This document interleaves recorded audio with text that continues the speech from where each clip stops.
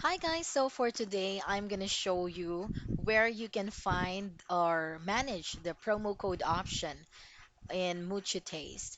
Alright, so first you need to log into your Mucho Taste account and click manage. And on the left side corner you can see the settings. Click that. And under the system, you can find this promo codes option here. Just click that. Okay. And from here, you can create a promo code, you can create a free item promo, you can also create a discount if you would like.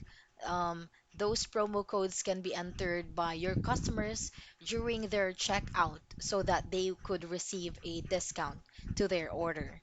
So that's basically it on how you can find and you can manage the promo codes. So let's do a recap. You just need to go to the settings and under the system, you can see the promo codes and you can just click on this buttons if whatever promo or whatever promo code or discount that you would like to create for so that your customer can use it during their checkout. All right, so thank you so much for watching.